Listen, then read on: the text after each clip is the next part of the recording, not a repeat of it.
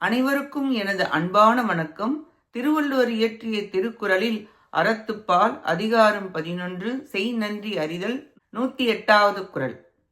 நன்றி மறப்பது நன்றன்று, நன்றல்லது அன்றே மறப்பது நன்று. பிறர் செய்த நன்மையை மறப்பது அறமாகாது. அவர் செய்த தீமையை உடனே மறந்து விடுவதே அறமாகும்.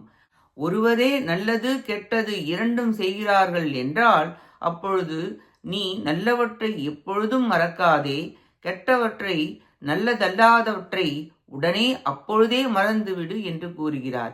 நன்மையை எப்பொழுதும் நினைவில் வைத்துக்கொள், தீமையை உடனே மறந்து விடுவாயாக.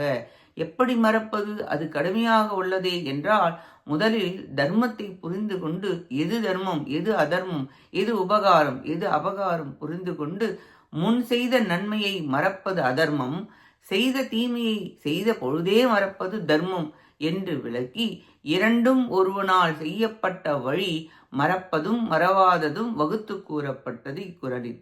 நன்றி, வணக்கம்.